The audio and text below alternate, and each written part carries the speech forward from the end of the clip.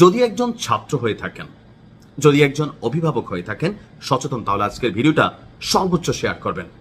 একজন শিক্ষকের গালে একজন অভিভাবক গিয়ে তার সন্তানকে শাসন করে একটা চড় মারায়, প্রধান শিক্ষককে অফিসে গিয়ে সরাসরি থাপড়ানোর যে ঘটনা, এইটা ভাই একজন ছাত্র হিসাবে, একজন জাতির সন্তান হিসাবে আমি এটা মেনে নিতে পারলাম না।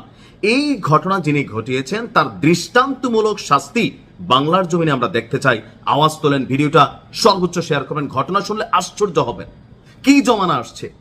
আমার আব্বা যখন আমার স্কুলে ভর্তি করতে নিছে, আমি ক্লাস 5-এর ট্যালেন্ট পুলে বৃত্তি পাওয়া ছেলে, তো আমার যখন স্কুলে ভর্তি করতে নিছে তখন হেড স্যারের কাছে বলে আসছিল হাড্ডিগুলা রাইখা চামড়াগুলা তুলে ফেলেন। স্যাররা জালি বেদ দিয়া বাইরেই তো সেই বাড়ি খাইয়া খাইয়া আজকের দিনে আপনাদের সামনে ইলি নাইম অথবা নাইম ইলি নাইম করিয়া যে জায়গা থেকে আমাকে দেখেন, জানি না কতটুকু শিখতে পারছি, তবে যতটুকু শিখছি, যে এত লক্ষ লক্ষ মানুষ দেখেন, এটা আমার শিক্ষকদেরই অবদান। আজকে সেই শিক্ষকদের পক্ষ হয়ে এই কথাটা বলতে চাই। ঘটনা হচ্ছে চুয়াডাঙ্গা শহরের ফার্মপাড়া সরকারি প্রাথমিক বিদ্যালয়ের একটা ঘটনা। ঘটনাটি হচ্ছে বিদ্যালয়ে সকালের সমাবেশে দ্বিতীয় শ্রেণীর অর্থাৎ ক্লাস 2-এর 2 শিক্ষার্থী, তাদের মধ্যে ঝগড়াঝাটি হয়, অর্থাৎ হাতাহাতিতে জড়ায়। তো যিনি প্রধান শিক্ষিকা ছিলেন কাবেরী করিম 2 ছাত্রকে ডেকে এনে কাদের কারণ জানতে চান এবং তিনি শাসনের অংশ হিসাবে 2 শিক্ষার্থীকে একটি করে চড় দেন। আবার চড় জোরে লাগুক কাস্তে লাগুক মারামারি করছে, তিনি একটা পানিশমেন্ট দিচ্ছে, একটা থাপ্পড়। এখন এই থাপ্পড়ের ঘটনার পর এক শিক্ষার্থী সে বাড়িতে গিয়া তার বাবারে জানাইছে, তার মায়েরে জানাইছে, অতি আদরের লাডলা। এগুলোই বড় হইয়া এই দেশটারে নষ্ট করে, এগুলাই বড় হইয়া মানে কি যে শব্দ বলবো আপনারা কমেন্টে লিখা দিতে পারেন যে কি কি বলা যায়।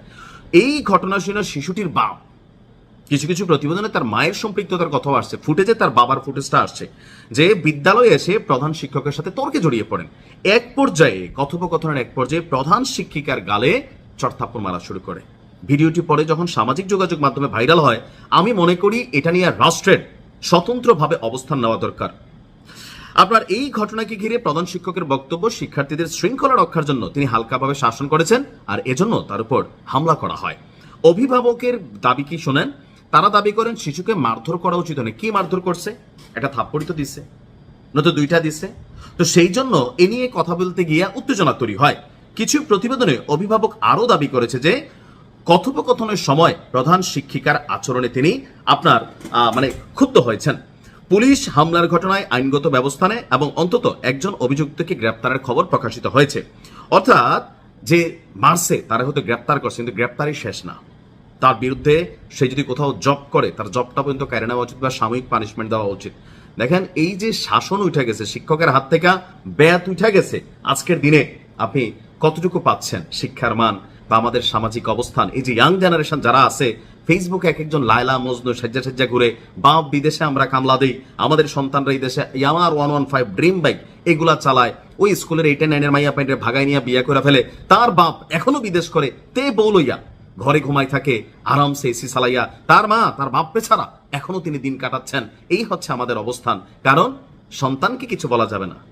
কে আপনি স্কুলে পড়ালেখা করছেন না? আপনি বেয়াদব হয়ে গেছেন ভাই। কিভাবে আপনি এই ঘটনা করতে পারেন?